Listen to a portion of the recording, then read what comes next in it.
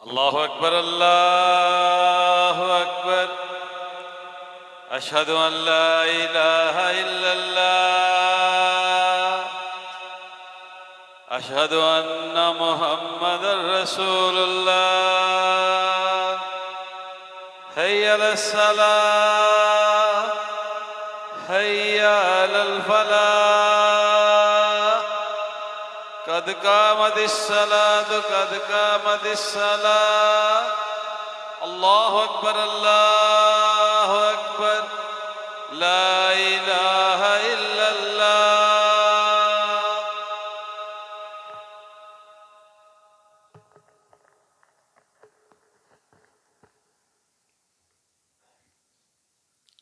استووا واعتدلوا أقيموا صفوفكم فإن تصفية الصفوف من تمام الصلاة. मिलजे बराबर हो जाए, पाँव करने इसके बाद अच्छी तरह मिला लें, मोबाइल फ़ोन बंद कर लें. अल्लाहु अकबर.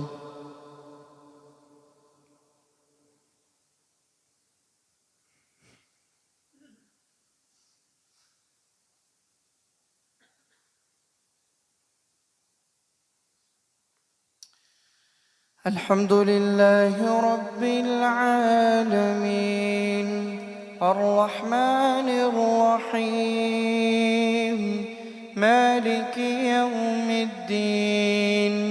إياك نعبد وإياك نستعين.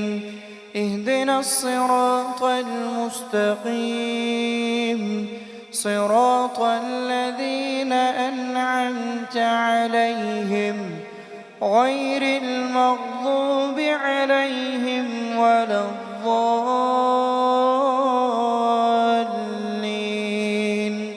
آمين. ربما يود الذين كفروا لو كانوا مسلمين. ذرهم يأكلوا ويتمتعوا ويلههم الأمل فسوف يعلمون. وما أهلكنا من قرية إلا ولها كتاب معلوم. ما تسبق من أمة أجلها وما يستأخرون. وقالوا يا أيها الذي نزل عليه الذكر إنك لمجنون. لو ما تأتينا بالملائكة إن كنت من الصادقين. ما ننزل الملائكة إلا بالحق وما كانوا إذا منظرين. إنا نحن نزلنا الذكر وإنا له لحافظون. ولقد أرسلنا من قبلك في شيع الأولين. وما يأتيهم من رسول إلا كانوا به يستهزئون. كذلك نسلكه في قلوب المجرمين. لا يؤمنون به وقد خلت سنة الأولين. ولو فتحنا عليهم بابا من السماء فظلوا فيه يعرجون لقالوا إنما سكرت أبصارنا بل نحن قوم مسحورون. ولقد جعلنا في السماء بروجا وزيناها للناظرين وحفظناها من كل شيطان رجيم. إلا من استرق السمع فأتبعه شهاب مبين. والأرض مددناها وألقينا فيها رواسي وأنبتنا فيها من كل شيء موزون. وجعلنا لكم فيها معايش ومن لستم له برازقين.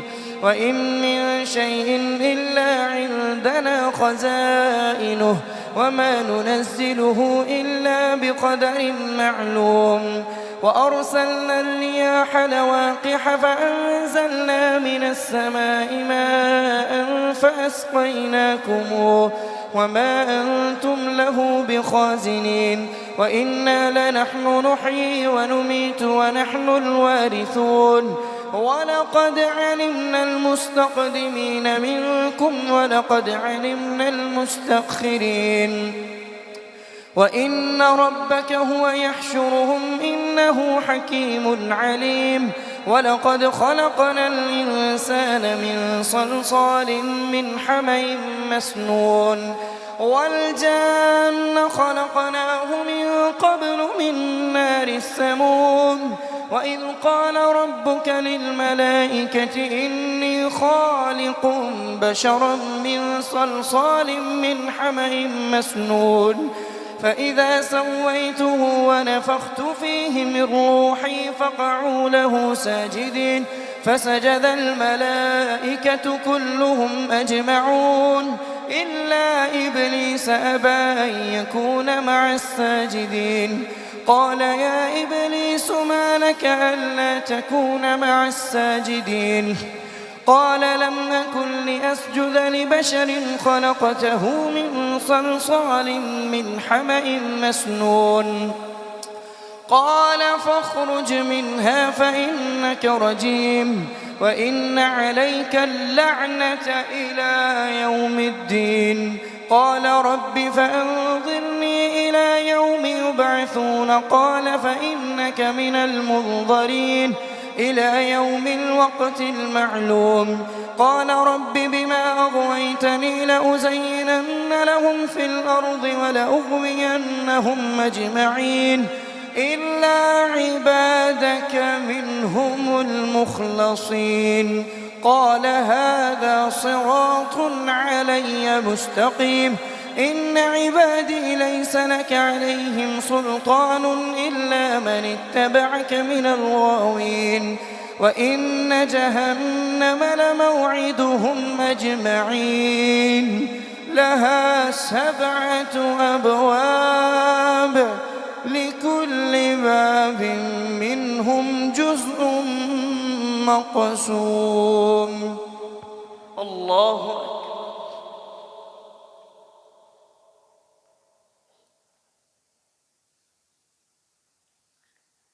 سمع الله لمن حمده.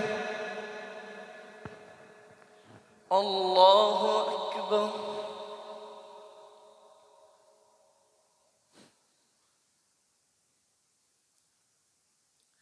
الله أكبر.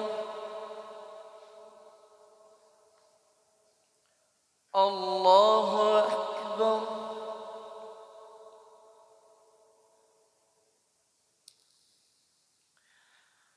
الله أكبر.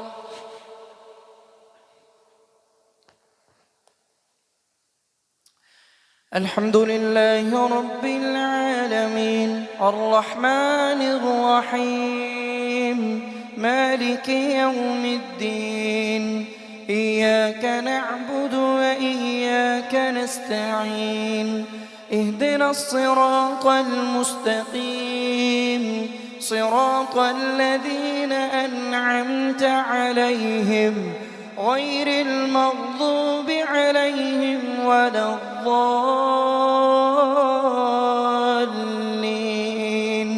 آمين.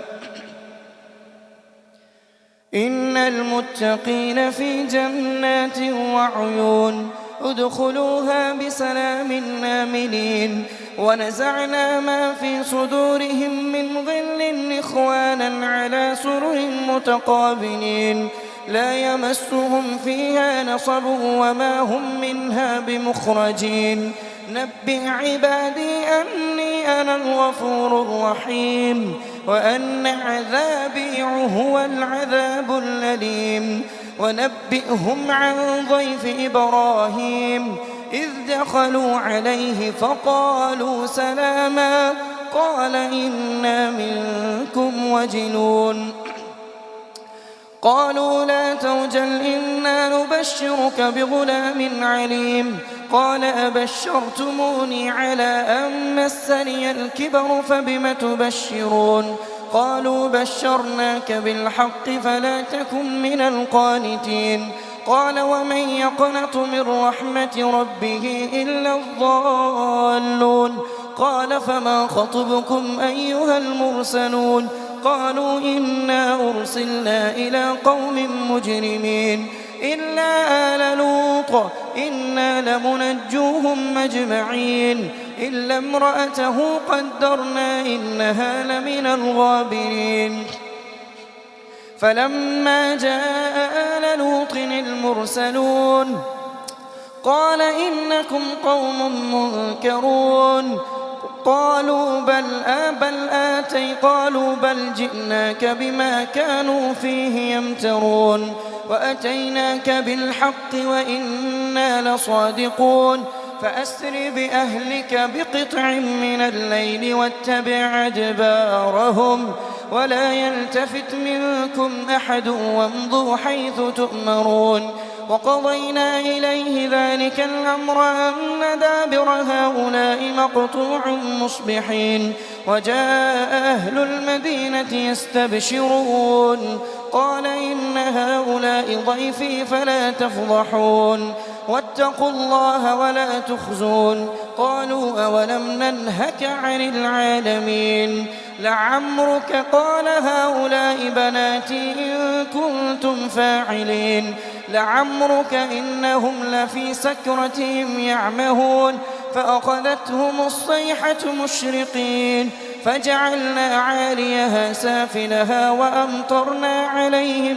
حجارة من سجيل إن في ذلك لآيات للمتوسمين وإنها لبسبيل مقيم إن في ذلك لآية للمؤمنين وإن كان أصحاب الأيكة لظالمين فانتقمنا منهم وإنهما لبإمام مبين ولقد كذب أصحاب الحجر المرسلين وآتيناهم آياتنا فكانوا عنها معرضين وكانوا ينحتون من الجبال بيوتا آمنين فما أغنى عنهم فأخذتهم الصيحة مصبحين فما أغنى عنهم ما كانوا يكسبون وما خلقنا السماوات والأرض وما بينهما إلا بالحق وإن الساعة لآتية فاصفح الصفح الجميل إن ربك هو الخلاق العليم ولقد آتيناك 7 من المثاني والقرآن العظيم لا تمدن عينيك إلى ما متعنا به أزواجا منهم ولا تحزن عليهم واخفض جناحك للمؤمنين وقل إني أنا النذير المبين كما أنزلنا على المقتسمين الذين جعلوا القرآن عضين فوربك لنسألنهم أجمعين عما كانوا يعملون فاصدع بما تؤمر وأعرض عن المشركين إنا كفيناك المستهزئين الذين يجعلون مع الله إلها آخر فسوف يعلمون فسبح بحمد ربك وكن من الساجدين واعبد ربك حتى يأتيك اليقين ولقد نعلم أنك يضيق صدرك بما يقولون فسبح بحمد ربك وكن من الساجدين واعبد ربك حتى يأتيك اليقين الله أكبر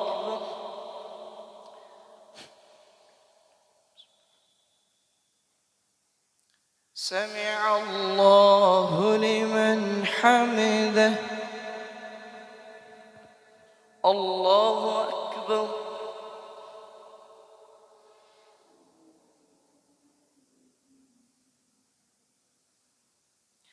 الله أكبر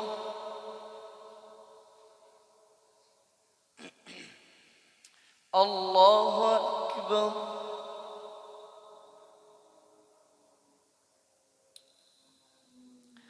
الله أكبر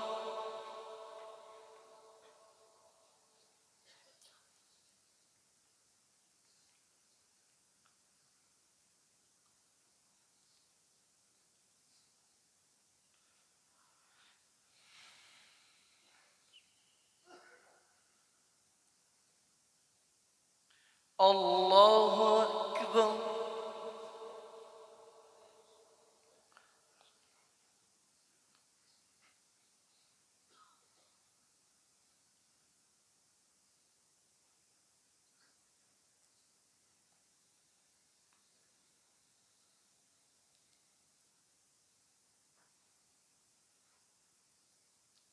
الله أكبر.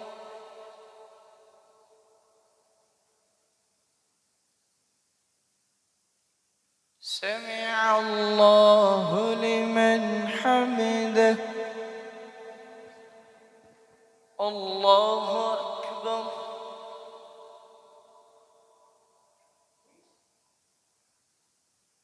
الله أكبر.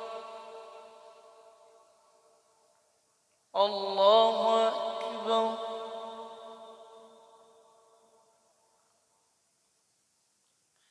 الله أكبر.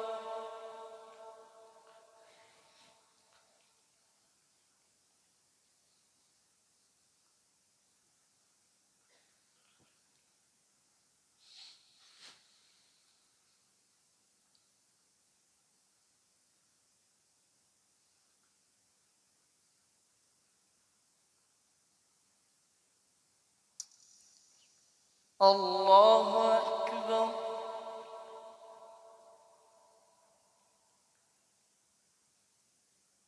سمع الله لمن حمده. الله أكبر.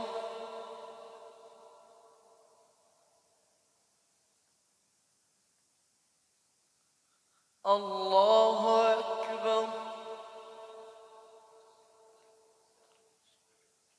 الله أكبر.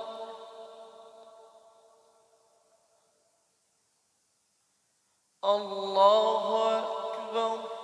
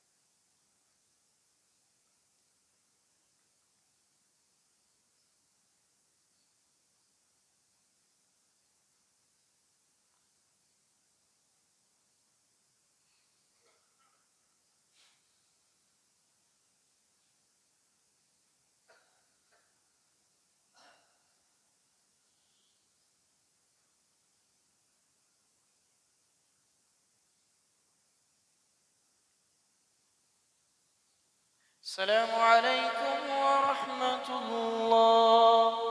السلام عليكم ورحمة الله. الله.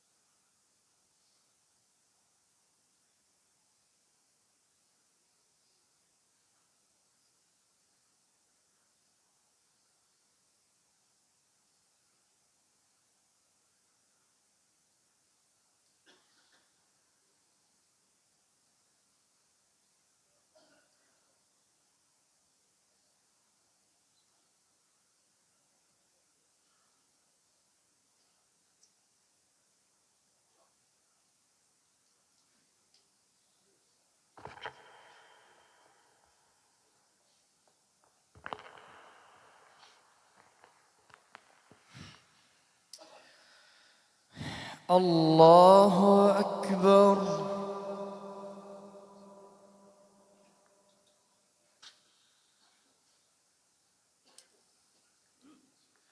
الحمد لله رب العالمين الرحمن الرحيم مالك يوم الدين إياك نعبد وإياك نستعين اهدنا الصراط المستقيم صراط الذين أنعمت عليهم غير المغضوب عليهم ولا الضالين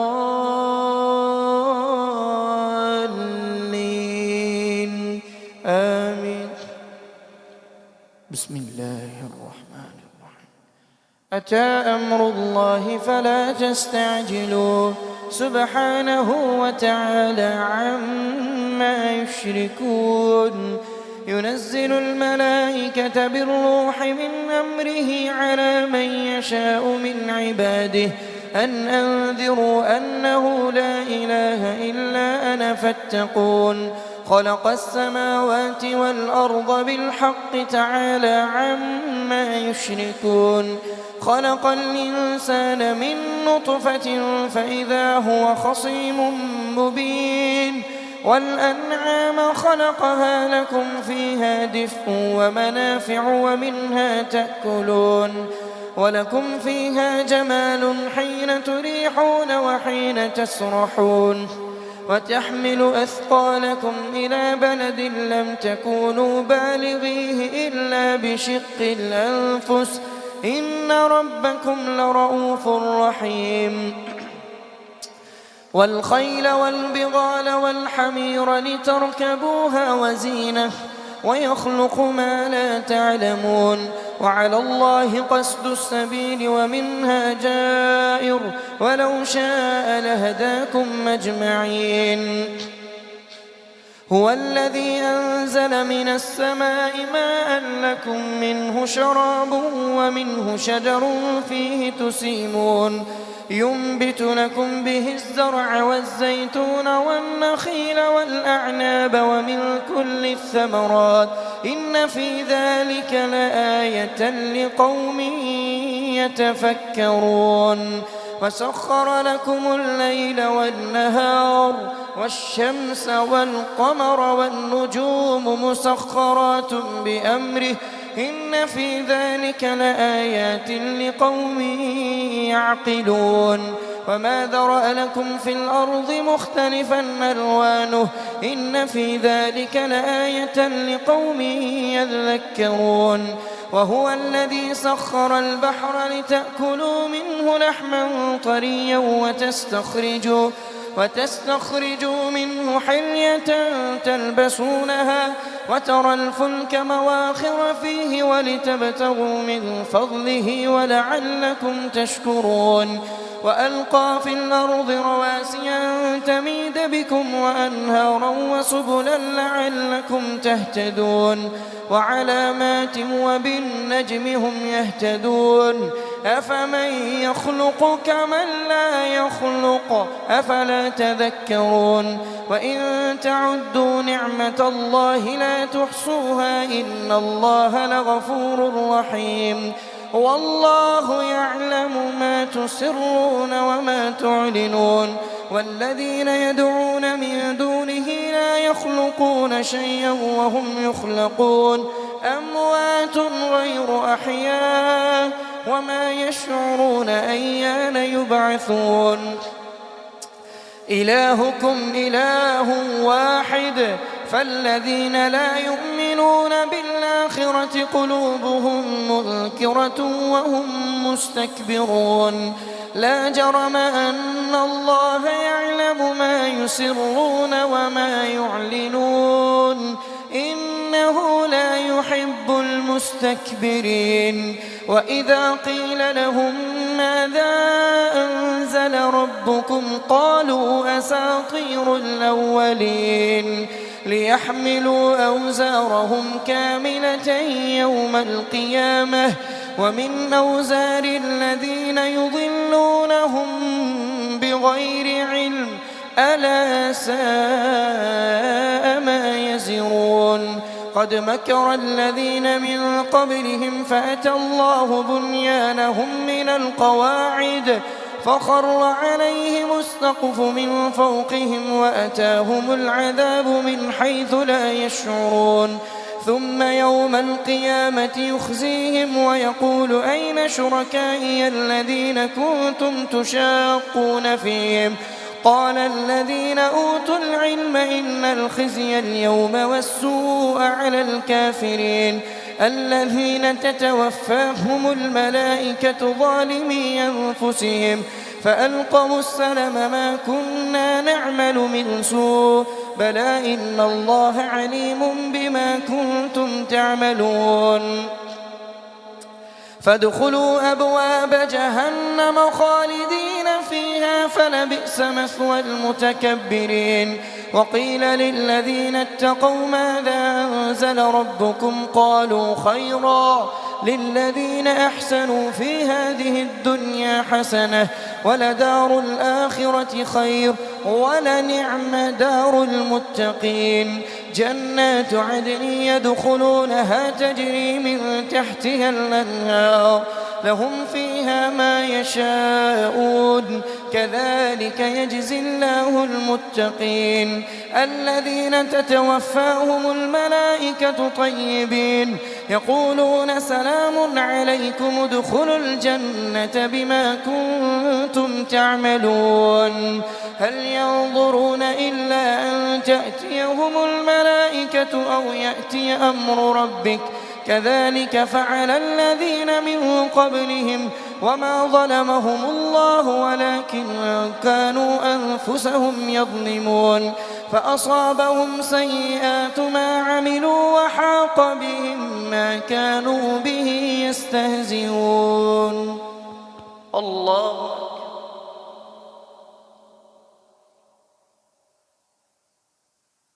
سمع الله لمن حمده الله أكبر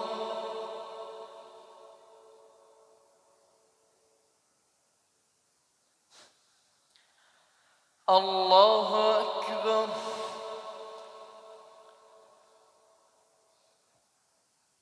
الله أكبر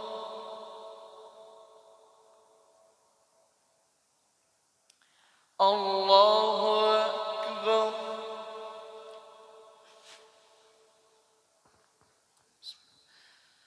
الحمد لله رب العالمين الرحمن الرحيم مالك يوم الدين إياك نعبد وإياك نستعين اهدنا الصراط المستقيم صراط الذين أنعمت عليهم غير المغضوب عليهم ولا الضالين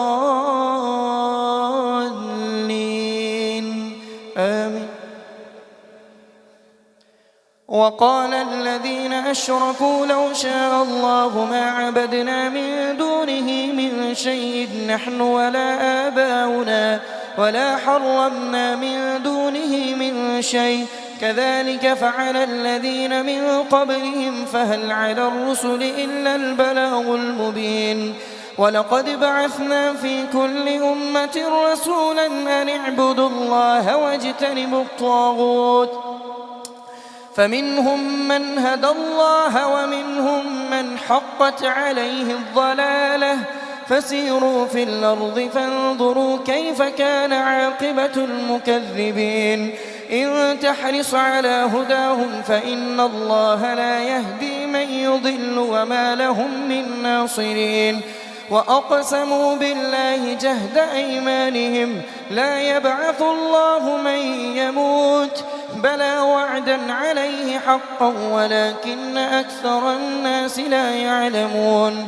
ليبين لهم الذي يختلفون فيه وليعلم الذين كفروا أنهم كانوا كاذبين إنما قولنا لشيء إذا أردناه أن نقول له كن فيكون والذين هاجروا في الله من بعد ما ظلموا لنبوينهم في الدنيا حسنة ولأجر الآخرة أكبر لو كانوا يعلمون الذين صبروا وعلى ربهم يتوكلون وما أرسلنا من قبلك إلا رجالا نوحي إليهم فاسألوا أهل الذكر إن كنتم لا تعلمون بالبينات والزبر وأنزلنا إليك الذكر لتبين للناس ما نزل إليهم ولعلهم يتفكرون أفأمن الذين مكروا السيئات أن يخسف الله بهم الأرض أو يأتيهم العذاب من حيث لا يشعرون أو يأخذهم في تقلبهم فما هم بمعجزين أو يأخذهم على تخوف فإن ربكم لرؤوف رحيم. الله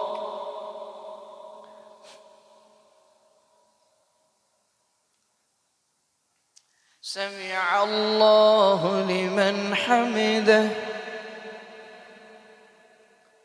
الله أكبر.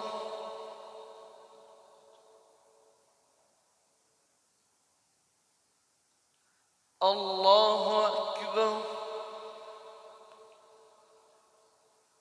الله أكبر.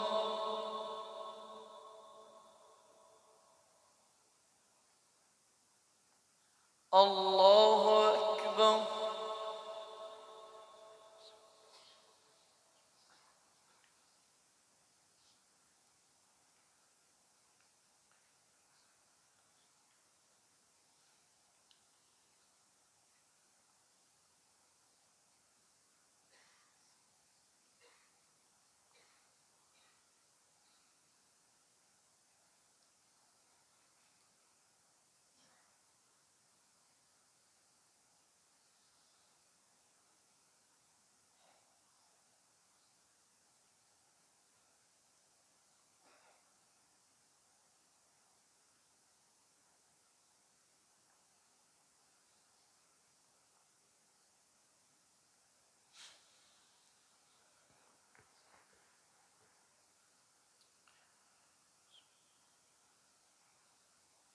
السلام عليكم ورحمة الله.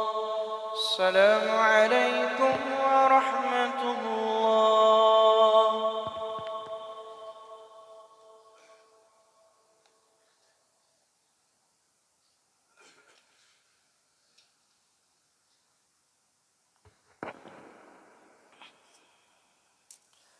पहली रकत में इंशाअल्लाह सजदा तिलावत हो।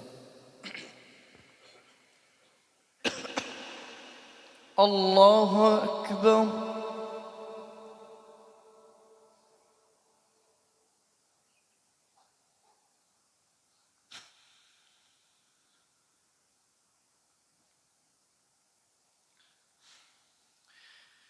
الحمد لله رب العالمين الرحمن الرحيم مالك يوم الدين إياك نعبد وإياك نستعين اهدنا الصراط المستقيم صراط الذين أنعمت عليهم غير المغضوب عليهم ولا الضالين آمين.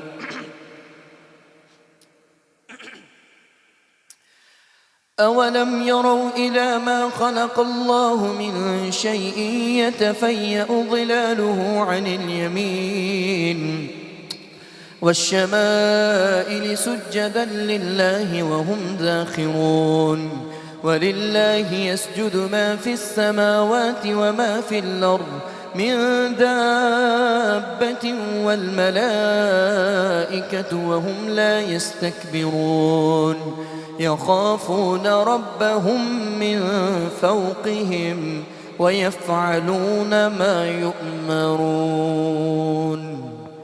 الله أكبر.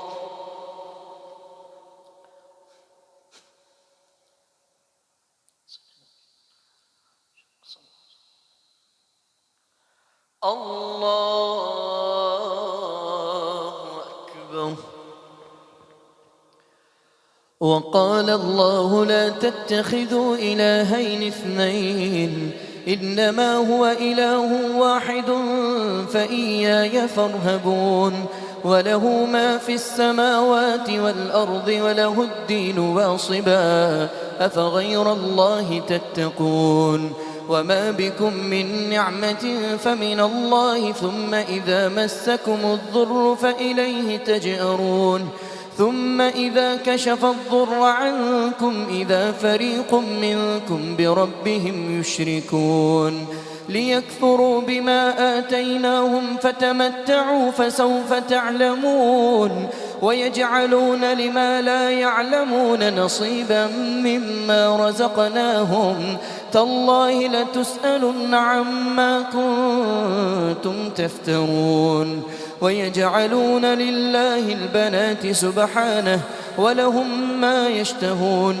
وإذا بشر أحدهم بالأنثى ظل وجهه مسودا وهو كظيم يتوارى من القوم من سوء ما بشر به أيمسكه على هون أم يدسه في التراب ألا ساء ما يحكمون للذين لا يؤمنون بالآخرة مثل السوء ولله المثل الأعلى وهو العزيز الحكيم ولو يؤاخذ الله الناس بظلمهم ما ترك عليها من دابة ولكن يؤخرهم إلى أجل مسمى فإذا جاء أجلهم لا يستأخرون ساعة ولا يستقدمون ويجعلون لله ما يكرهون وتصف ألسنتهم الكذب أن لهم الحسنى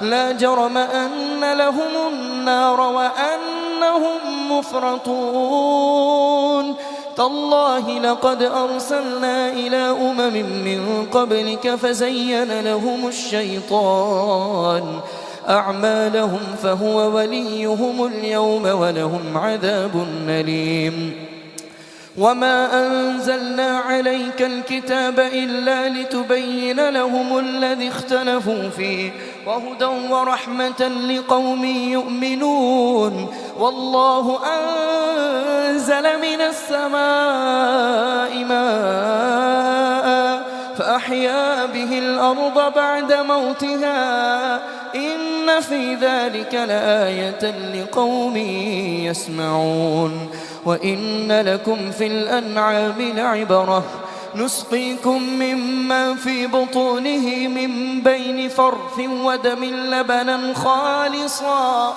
سائغا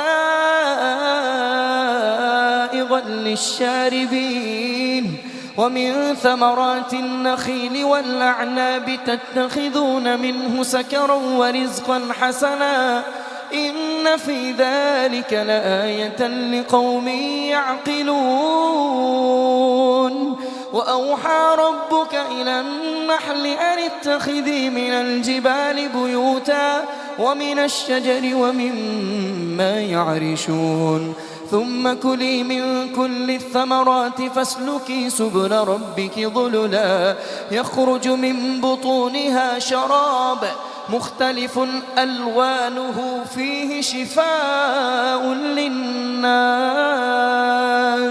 إن في ذلك لآية لقوم يتفكرون والله خلقكم ثم يتوفاكم ومنكم من يرد إلى أرذل العمر لكي لا يعلم بعد علم شيئا إن الله عليم قدير والله فضل بعضكم على بعض في الرزق فما الذين فضلوا براد رزقهم على ما ملكت أيمانهم فهم فيه سواء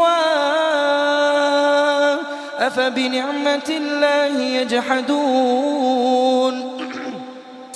والله جعل لكم من أنفسكم أزواجا وجعل لكم من أزواجكم بنين وحفدة ورزقكم من الطيبات أفبالباطل يؤمنون وبنعمة الله هم يكفرون ويعبدون من دون الله ما لا يملك لهم رزقا من السماوات والأرض شيئا ولا يستطيعون فلا تضربوا لله الأمثال إن الله يعلم وأنتم لا تعلمون وضرب الله مثلا عبدا مملوكا لا يقدر على شيء ومن رزقناه منا رزقا حسنا فهو ينفق منه سرا وجهرا هل يستوون الحمد لله بل أكثرهم لا يعلمون وضرب الله مثلا رجلين أحدهما أبكم لا يقدر على شيء وهو كل على مولاه أينما يوجهه لا يأت بخير هل يستوي هو ومن يأمر بالعدل وهو على صراط مستقيم ولله غيب السماوات والأرض وما أمر الساعة إلا كلمح البصر أو هو أقرب إن الله على كل شيء قدير والله أخرجكم من بطون أمهاتكم لا تعلمون شيئا وجعل لكم السمع والأبصار والأفئدة لعلكم تشكرون ألم يروا إلى الطير مسخرات في جو السماء ما يمسكهن إلا الله إن في ذلك لآيات لقوم يؤمنون والله جعل لكم من بيوتكم سكنا وجعل لكم من جلود الأنعام بيوتا تستخفونها يوم ضعنكم ويوم إقامتكم ومن أصوافها وأوبارها وأشعارها أثاثا ومتاعا إلى حين والله جعل لكم مما خلق ظلالا وجعل لكم من الجبال بيوتا والله جعل لكم مما خلق ظلالا وجعل لكم من الجبال أكنانا وجعل لكم سرابيل تقيكم الحر وسرابيل تقيكم بأسكم كذلك يتم نعمته عليكم لعلكم تسلمون الله أكبر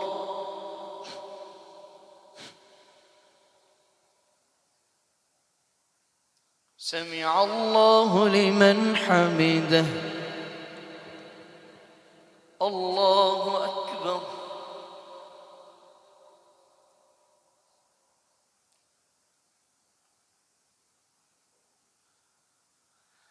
الله أكبر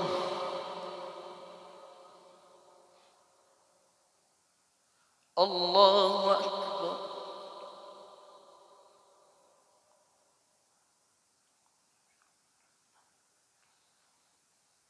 الله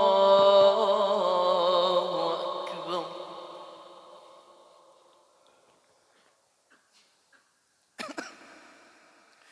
الحمد لله رب العالمين الرحمن الرحيم مالك يوم الدين إياك نعبد وإياك نستعين اهدنا الصراط المستقيم صراط الذين أنعمت عليهم غير المغضوب عليهم ولا الضالين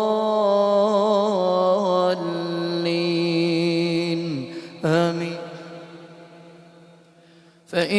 تولوا فإنما عليك البلاغ المبين يعرفون نعمة الله ثم ينكرونها وأكثرهم الكافرون ويوم نبعث من كل أمة شهيدا ثم لا يؤذن للذين كفروا ولا هم يستعتبون وإذا رأى الذين ظلموا العذاب فلا يخفف عنهم ولا هم ينظرون وإذا رأى الذين أشركوا شركاءهم قالوا ربنا هؤلاء شركاؤنا الذين كنا ندعو من دونك فألقوا إليهم القول إنكم لكاذبون وألقوا إلى الله يومئذ السلم وضل عنهم ما كانوا يفترون الذين كفروا وصدوا عن سبيل الله زدناهم عذابا فوق العذاب بما كانوا يفسدون ويوم نبعث في كل أمة شهيدا عليهم من أنفسهم وجئنا بك شهيدا على هؤلاء ونزلنا عليك الكتاب تبيانا لكل شيء وهدى ورحمة وبشرى للمسلمين. الله أكبر.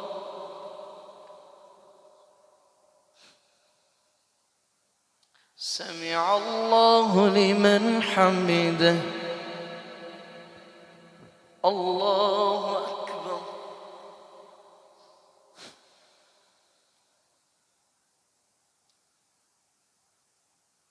الله أكبر.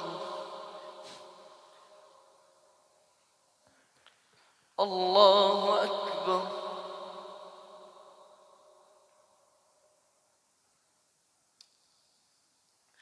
الله أكبر.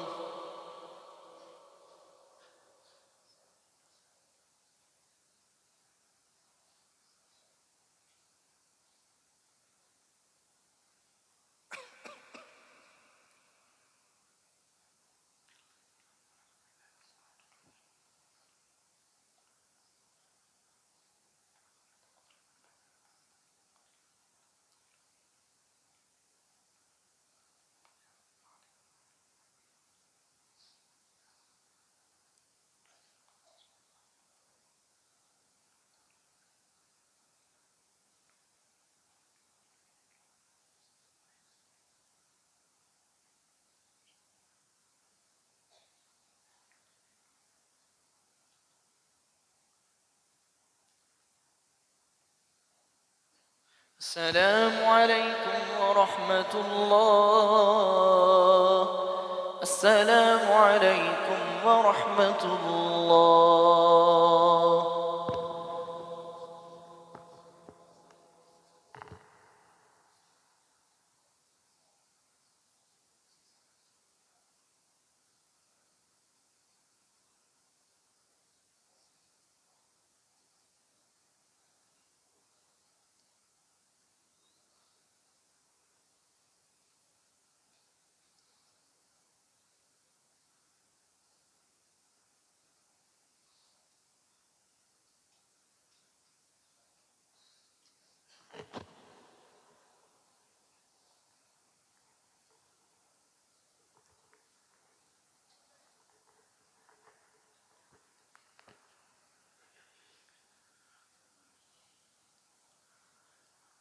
बिस्मिल्लाह वस्सलातु वस्सलामु अला रसूलिल्लाह अम्मा बाद।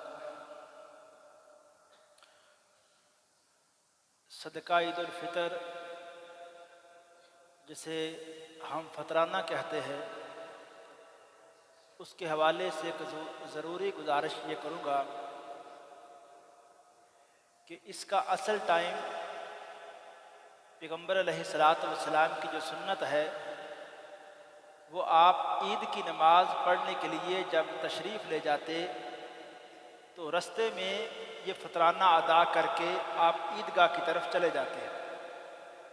असल तो इसका टाइम ईद का दिन है, लेकिन सहीह बुखारी में سیدنا عبداللہ بن عمر اور کچھ صحابہ سے یہ بات آتی ہے کہ وہ عید سے 1 یا 2 دن پہلے بھی اپنا فطرانہ ادا کر لیتے تھے، تو لہٰذا ایک ضرورت کے تحت اگر 1-2 دن پہلے فطرانہ ادا کر لیا جائے تو جائز ہے۔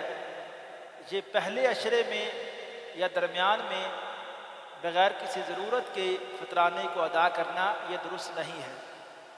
دوسری بات، جو لوگ بیرون ملک میں رہتے ہیں وہ اپنا فطرانہ جو پاکستان میں بیچتے ہیں، یہ سوال اکثر پوچھا جا رہا ہے، تو یہ عرض کرنا یہ چاہتا ہوں کہ بیرون ملک میں رہنے والے لوگ جو فطرانہ پاکستان میں اپنے ملک میں بھیجیں گے وہ اپنے ملک کے حساب سے جو وہاں وہ گندم کھاتے ہیں اس کا ریٹ جو وہاں بنتا ہے، اور آج یہ مشکل نہیں ہے، وہاں کے علماء جو ان کے قریب علماء موجود ہیں آسانی کے ساتھ ان کو بتا سکتے ہیں کہ ان کے ہاں فطرانہ کیا چل رہا ہے، وہی فطرانہ وہ ادھر پاکستان میں کنورٹ کر کے پاکستانی کرنسی میں وہ بھیج دیں گے، پاکستان کے حساب سے ان کا فطرانہ ادا نہیں کیا جائے گا۔ تیسرا مسئلہ اس حوالے سے یہ ہے کہ پیغمبر علیہ السلام نے کہ حدیث کے مطابق 2.25 کلو یہ گندم، اس کے بدلے میں اگر کوئی کرنسی کے صورت میں فطرانہ ادا کرے، ویسے پیغمبر علیہ السلام کا جو اپنا طریقہ تھا وہ تھا کہ جو گندم کھاتے وہ 2.25 کلو گندم یا کھجور اس جنس کی صورت میں فطرانہ ادا کر لیتے، لیکن آج اگر کوئی کرنسی کی صورت میں بھی یہ فطرانہ ادا کر دے تو انشاءاللہ یہ جائز ہے۔ چوتھی بات یہ ہے کہ فطرانے کا جو مقصد ہے وہ یہ ہے کہ روزے میں جو ہم سے کمی کوتاہی ہو جاتی ہے، کمی کوتاہی روزے میں جو ہم سے ہو جاتی ہے، یہ صدقہ دے کے ہم اللہ تعالیٰ سے گزارش کرتے ہیں کہ یا اللہ ہم نے اپنی بھرپور کوشش کے باوجود جو روزے رکھے ہیں، جو قیام کیا ہے، اللہ اس میں اگر کوئی کمی کوتاہی رہ گئی ہے تو اللہ یہ صدقہ تیرے رستے میں دے کے ہم ان گناہوں کی کوتاہیوں کی معافی مانگ رہے ہیں۔ اور پانچویں بات، میں اس حوالے سے یہ گزارش کروں گا کہ آج خطبہ میں بھی میں یہ گزارش کر رہا تھا، میں دوبارہ تھوڑا سا اس حوالے سے بات کروں گا کہ جو بھی غریب اور مساکین جن کے ساتھ آپ زکوٰۃ کی مد میں تعاون کریں، فطرانے کی صورت میں تعاون کریں یا کسی بھی صورت میں آپ تعاون کریں، وہ لوگ آپ کے لیے بڑے محترم ہونے چاہیے۔ ایک حدیث عرض کرتا ہوں، پیغمبر علیہ السلام کے پاس 2 بھائی آئے، 2 بھائی۔ ایک نے کہا اللہ کے رسول یہ جو بندہ ہے نا میرا بھائی، یہ بڑے عرصے سے میں اس کے ساتھ تعاون کر رہا ہوں، تو یہ بندہ اب خود سے کوشش نہیں کرتا ہے، اب اس کو چاہیے کہ میرے سے مطالبات نہ کرے۔ وہ بندہ مستحق تھا۔ پیغمبر علیہ السلام نے جو صحابی نے آ کے اعتراض کیا نا کہ اس بندے کے ساتھ میں ایک بڑے عرصے سے تعاون کر رہا ہوں، تو آپ نے فرمایا کہ اے لوگوں، باقی لوگوں کو بھی مخاطب کیا، فرمایا جن غریب لوگوں کے ساتھ تم تعاون کرتے ہو نا، یہ سوچ کے تعاون کیا کرو کہ ہو سکتا ہے کہ اللہ تعالیٰ تمہیں انہی کی وجہ سے رزق دے رہا ہے اور انہی کی وجہ سے اللہ کی مدد تمہارے ساتھ شامل حال ہے۔ یہ جو غریب لوگ ہیں ہمارے لیے یہ اس لیے قابل احترام ہے کہ ان کی وجہ سے جو لوگ زکوٰۃ کا اہم فریضہ ادا کرتے ہیں، اپنا فطرانہ ادا کرتے ہیں، اور اس بارے میں میں یہ گزارش کروں گا کہ غریب لوگوں کو دیکھ کے جن کے ساتھ ابھی آپ تعاون کریں، میں یہ مسئلہ بار بار عرض کر رہا ہوں کہ ان کو یہ بتانا کہ یہ فطرانے کی رقم آپ کو دے رہا ہوں یا زکوٰۃ کے پیسے آپ کو دے رہا ہوں، یہ بات لازمی نہیں ہے۔ آپ کسی بھی طرح سے عیدی کے صورت میں کوئی بھی اور طرح سے آپ تعاون کر دیں، یہ بالکل آپ کے لیے جائز ہے۔ اور اگلا اس میں مسئلہ یہ ہے، زکوٰۃ اور فطرانے میں بنیادی فرق مصرف کے لحاظ سے، یعنی فطرانہ کہاں خرچ کرنا ہے، زکوٰۃ کہاں خرچ کرنی ہے۔ زکوٰۃ کے 8 مصارف ہیں، ان 8 مصارف میں سے جو مصرف آپ کے پاس جو قریب ترین مصرف آپ کو لگتا ہے آپ اس کو وہ اپنی زکوٰۃ دے لیں، لیکن فطرانے کا مصرف صرف اور صرف مسکین ہے، وہ 8 مصرف اس کے باقی نہیں ہیں۔ تو آپ کوشش کریں کہ جو آپ کے اس میں بھی رشتہ داروں مساکین میں بھی اگر آپ کا قریبی رشتہ دار ہے वो आपकी ज़कात का, आपके फितराने का सबसे ज़्यादा हकदार है। और इसमें ये आखिरी ये मैं गुजारिश करूं, ज़कात या फितराना किस रिश्तेदार को आप दे सकते हैं और किस को नहीं दे सकते, इसमें सिर्फ एक असूल आप याद कर लें तो मसला क्लियर हो जाएगा। वो आपके रिश्तेदार जिनको नान नफका देना, खर्चा देना आपके ज़िम्मे है, उनको आप ज़कात और फितराना नहीं दे सकते। लेकिन जिन रिश्तेदारों को नान नफका देना, खर्चा देना आपके ज़िम्मे नहीं है, आप उनको फितराना भी दे सकते हैं, आप उनको ज़कात भी दे सकते हैं। कोई बहन है, वो शादीशुदा है, वो अपने घर में है, गरीब है, वो बाकी रिश्तेदारों से ज़्यादा वो हक रखती है। भाई है आपका, वो भी शादीशुदा है, अपने घर में है, लेकिन उसके हालात अच्छे नहीं है, आपका भाई बाकी रिश्तेदारों से, बाकी महल्लेदारों से ज़्यादा हक रखता है कि आप उसके साथ ये तावन करें। और फिर मैं दोबारा ये गुजारिश कर दूंगा कि जिन भी गुरबा के साथ, जिन मसाकीन के साथ आप तावन करें, अहले इल्म ने यह वजाहत की है कि आप इस बात के भी हकदार नहीं हैं कि अगले बंदे से शुक्रिया का भी मुतालबा करें। अगला बंदा, आपने अपना फ़र्ज़ अदा किया है, ये ज़रूरी नहीं है कि अगर हर बंदा आपका हर वक्त शुक्रिया अदा करे, वो आपने फ़र्ज़ अदा कर दिया, इसका अजर आपने अल्लाह ताला से लेना है। वमा अलैहि।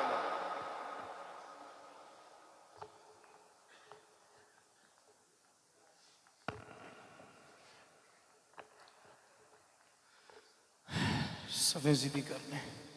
अल्लाहु अकबर।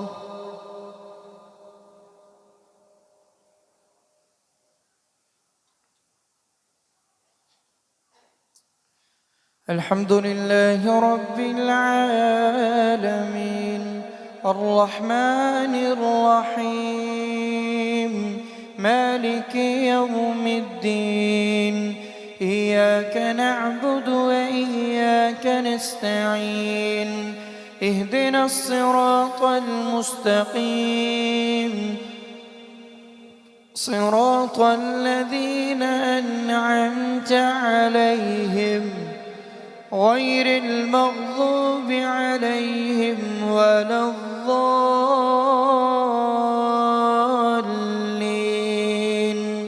آمين. إن الله يأمر بالعدل والإحسان وإيتاء ذي القربى وينهى عن الفحشاء والمنكر والبغي يعظكم لعلكم تذكرون. وأوفوا بعهد الله إذا عاهدتم ولا تنقضوا الأيمان بعد توكيدها وقد جعلتم الله عليكم كفيلا إن الله يعلم ما تفعلون. ولا تكونوا كالتي نقضت غزلها من بعد قوة أنكاثا تتخذون أيمانكم دخلا بينكم أن تكون أمة هي أربى من أمة إنما يبلوكم الله به وليبينن لكم يوم القيامة ما كنتم فيه تختلفون. ولو شاء الله لجعلكم أمة واحدة ولكن يضل من يشاء ويهدي من يشاء ولتسألن عما كنتم تعملون.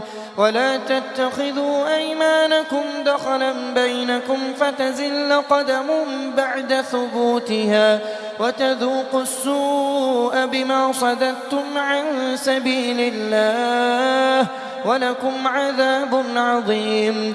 ولا تشتروا بعهد الله ثمنا قليلا إنما عند الله هو خير لكم إن كنتم تعلمون.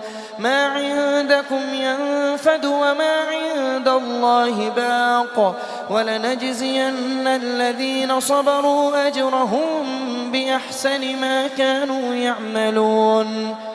من عمل صالحا من ذكر أو أنثى وهو مؤمن فلنحيينه حياة طيبة ولنجزينهم أجرهم بأحسن ما كانوا يعملون فإذا قرأت القرآن فاستعذ بالله من الشيطان الرجيم إنه ليس له سلطان على الذين آمنوا وعلى ربهم يتوكلون إنما سلطانه على الذين يتولونه والذين هم به مشركون. الله أكبر. سمع الله لمن حمده. الله أكبر.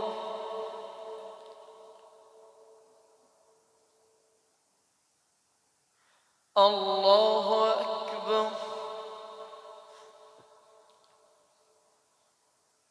الله أكبر.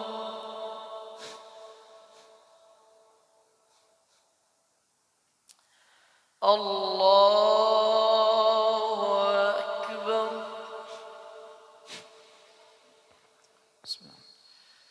الحمد لله رب العالمين الرحمن الرحيم مالك يوم الدين إياك نعبد وإياك نستعين اهدنا الصراط المستقيم صراط الذين أنعمت عليهم غير المغضوب عليهم ولا الضالين آمين. وإذا بدلنا آية مكان آية والله أعلم بما ينزل قالوا إنما أنت مفتر بل أكثرهم لا يعلمون قل نزله روح القدس من ربك بالحق ليثبت الذين آمنوا وهدى وبشرى للمسلمين. ولقد نعلم أنهم يقولون إنما يعلمه بشر لسان الذي يلحدون إليه أعجمي وهذا لسان عربي مبين إن الذين لا يؤمنون بآيات الله لا يهديهم الله ولهم عذاب أليم. إنما يفتري الكذب الذين لا يؤمنون بآيات الله وأولئك هم الكاذبون. من كفر بالله من بعد إيمانه إلا من نكره وقلبه مطمئن بالإيمان ولكن من شرح بالكفر صدرا فعليهم غضب من الله ولهم عذاب عظيم. ذلك بأنهم استحبوا الحياة الدنيا على الآخرة وأن الله لا يهدي القوم الكافرين. أولئك الذين طبع الله على قلوبهم وسمعهم وأبصارهم وأولئك هم الغافلون. لا جرم أنهم في الآخرة هم الخاسرون. ثم إن ربك للذين هاجروا من بعد ما فتنوا ثم جاهدوا وصبروا إن ربك من بعدها لغفور رحيم.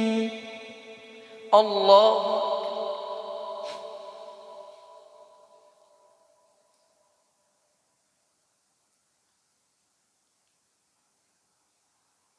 سمع الله لمن حمده. الله أكبر.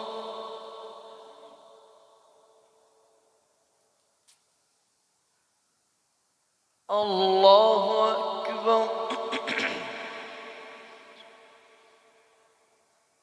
الله أكبر.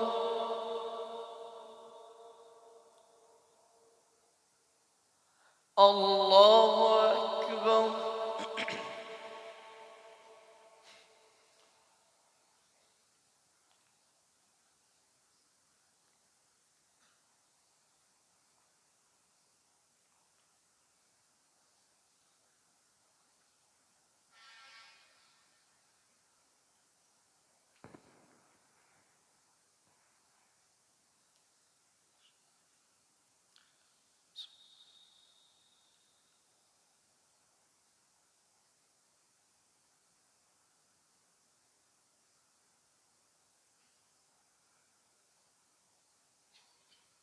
السلام عليكم ورحمة الله. السلام عليكم ورحمة الله.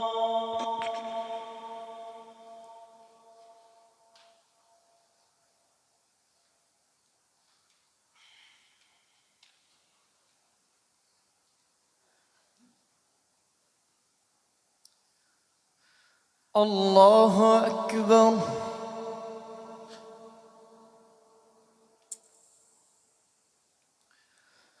الحمد لله رب العالمين الرحمن الرحيم مالك يوم الدين إياك نعبد وإياك نستعين اهدنا الصراط المستقيم صراط الذين أنعمت عليهم غير المغضوب عليهم ولا الضالين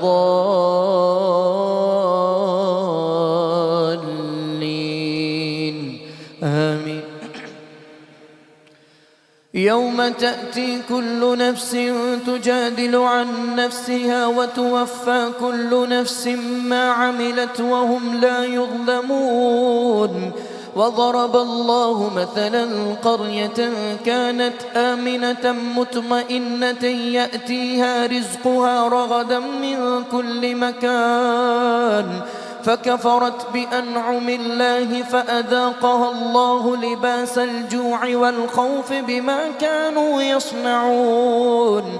ولقد جاءهم رسول منهم فكذبوه فأخذهم العذاب وهم ظالمون. فكلوا مما رزقكم الله حلالا طيبا واشكروا نعمة الله إن كنتم إياه تعبدون. إنما حرم عليكم الميتة والدم ولحم الخنزير وما أهل لغير الله به فمن اضطر غير باغ ولا عاد فإن الله غفور رحيم. ولا تقولوا لما تصف ألسنتكم الكذب هذا حلال وهذا حرام لتفتروا على الله الكذب إن الذين يفترون على الله الكذب لا يفلحون. متاع قليل ولهم عذاب أليم. وعلى الذين هادوا حرمنا ما قصصنا عليك من قبل وما ظلمهم الله ولكن كانوا أنفسهم يظلمون. ثم إن ربك للذين عملوا السوء بجهالة ثم تابوا من بعد ذلك وأصلحوا إن ربك من بعدها لغفور رحيم. الله أكبر.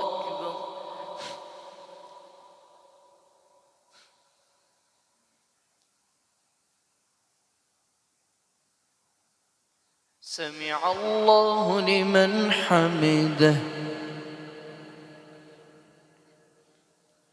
الله أكبر.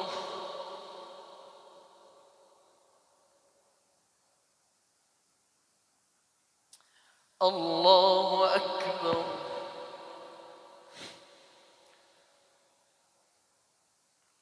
الله أكبر.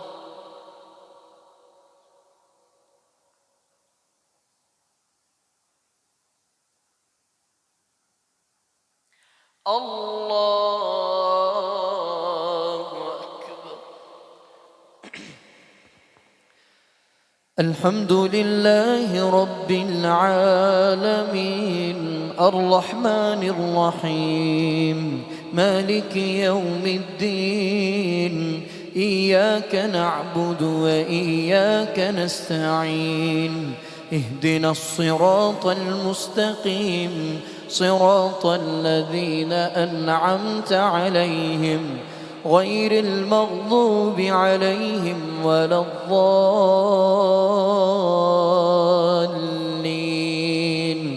آمين.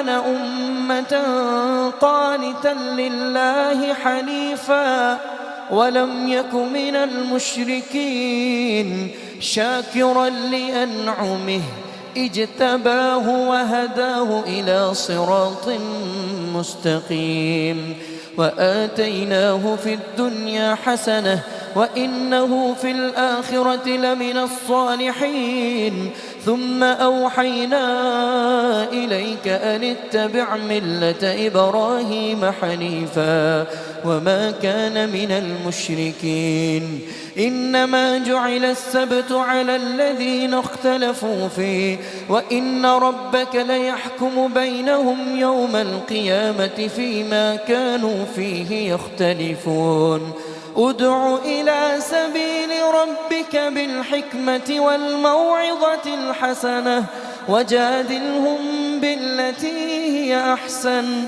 إن ربك هو أعلم بمن ضل عن سبيله وهو أعلم بالمهتدين وإن عاقبتم فعاقبوا بمثل ما عوقبتم به ولئن صبرتم لهو خير للصابرين واصبر وما صبرك إلا بالله ولا تحزن عليهم ولا تك في ضيق مما يمكرون إن الله مع الذين اتقوا والذين هم محسنون. الله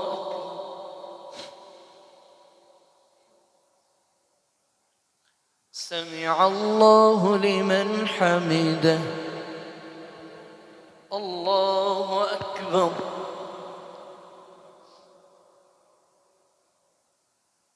الله أكبر.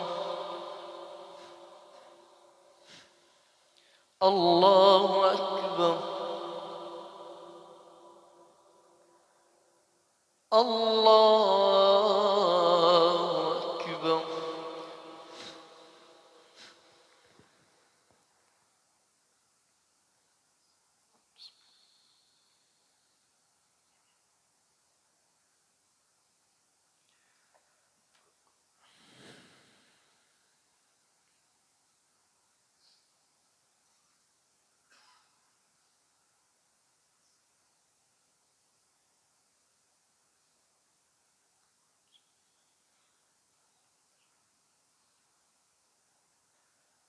السلام عليكم ورحمة الله. السلام عليكم ورحمة الله. صلاة الوتر.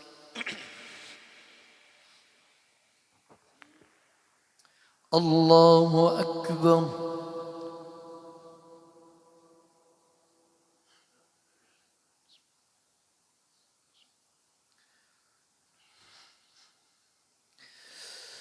الحمد لله رب العالمين الرحمن الرحيم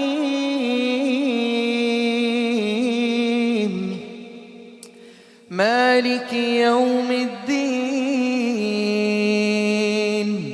إياك نعبد وإياك نستعين اهدنا الصراط المستقيم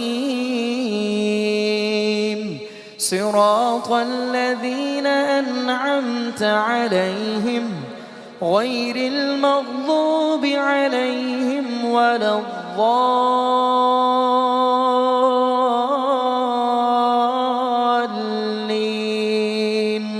آمين. ربنا تعلم ما نخفي وما نعلن وما يخفى على الله من شيء في الأرض ولا في السماء. الحمد لله الذي وهب لي على الكبر إسماعيل وإسحاق إن ربي لسميع الدعاء. رب اجعلني مقيم الصلاة ومن ذريتي ربنا وتقبل دعاء ربنا اغفر لي ولوالدي وللمؤمنين يوم يقوم الحساب. الله أكبر.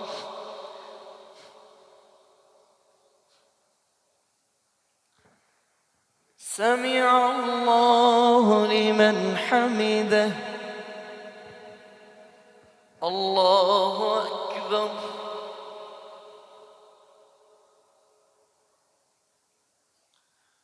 الله أكبر. الله أكبر.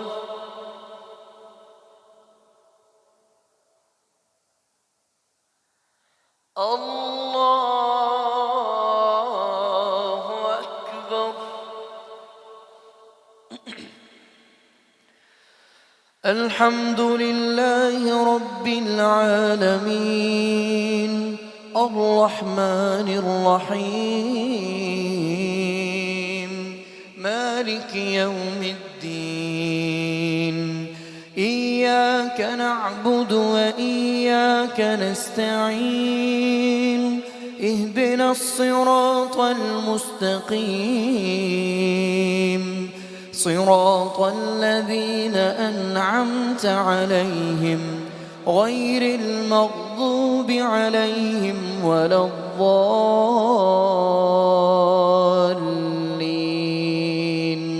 آمين. إذا جاء نصر الله والفتح ورأيت الناس يدخلون في دين الله أفواجا فسبح بحمد ربك واستغفر إنه كان توابا. الله أكبر.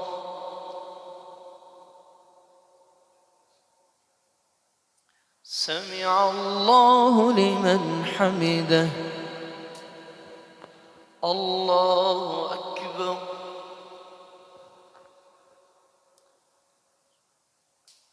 الله أكبر. الله أكبر.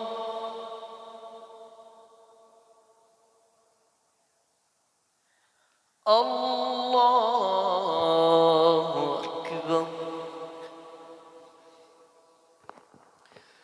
الحمد لله رب العالمين الرحمن الرحيم مالك يوم الدين إياك نعبد وإياك نستعين اهدنا الصراط المستقيم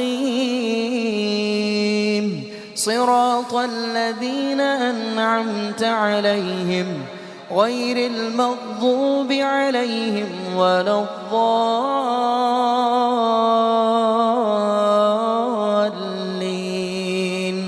آمين.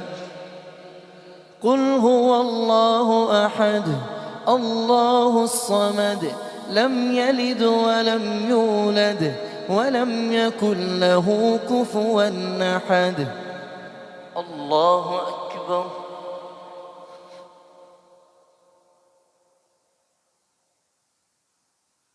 سمع الله لمن حمده. اللهم اهدنا فيمن هديت وعافنا فيمن عافيت وتولنا فيمن توليت وبارك لنا فيما أعطيت وقنا برحمتك واصرف عنا شر ما قضيت فإنك تقضي ولا يقضى عليك فإنه لا يذل من واليت ولا يعز من عاديت تباركت ربنا وتعاليت. نستغفرك اللهم من جميع الذنوب والخطايا ونتوب إليك. اللهم اقسم لنا من خشيتك ما تحول به بيننا وبين معصيتك، ومن طاعتك ما تبلغنا به جنتك، ومن اليقين ما تهون به علينا مصائب الدنيا. ومتعنا اللهم بأسماعنا وأبصارنا وقواتنا أبدا ما أبقيتنا، واجعله الوارث منا، واجعل ثأرنا على من ظلمنا، وانصرنا على من عادانا. اللهم ارحم على حالنا، ولا تنظر إلى سوء أعمالنا. اللهم اشف كل مريض، اللهم اشف مرضانا ومرضى المسلمين يا شافي الأمراض. اشف مرضانا ومرضى المسلمين يا قاضي الحاجات، اقض حاجاتنا وحاجات المسلمين. ربنا ظلمنا أنفسنا وإن لم تغفر لنا وترحمنا لنكونن من الخاسرين. لا إله إلا أنت سبحانك إنا كنا ظالمين. اللهم رب ارحمهما كما ربياني صغيرا. اللهم رب ارحمهما كما ربياني صغيرا. اللهم رب ارحمهما كما ربياني صغيرا. اللهم اعتق رقابنا من النار، ورقاب والدينا من النار، وأدخلنا الجنة مع الأبرار. اللهم إنا نجعلك في نحورهم ونعوذ بك من شرورهم.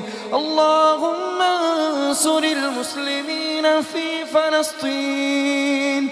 اللهم انصر إخواننا المسلمين في فلسطين. اللهم انصر المسلمين في كل مكان. اللهم تقبل دعاءنا وصيامنا وقيامنا وصلاتنا وعبادتنا. وصلى الله تعالى على خير خلقه محمد وعلى آله وأصحابه أجمعين برحمتك يا أرحم الراحمين. الله أكبر.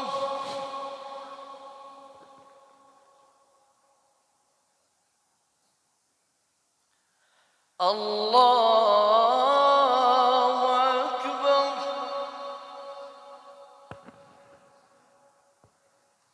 الله أكبر.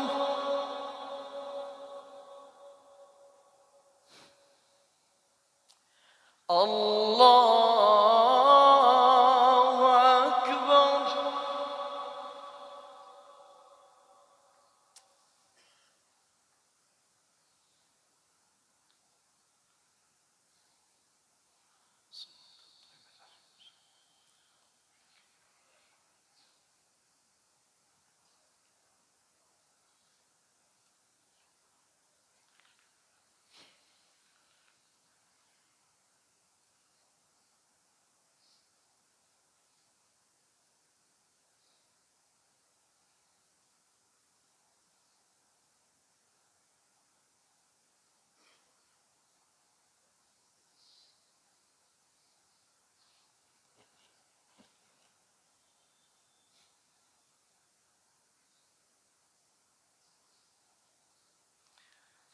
السلام عليكم ورحمة الله. السلام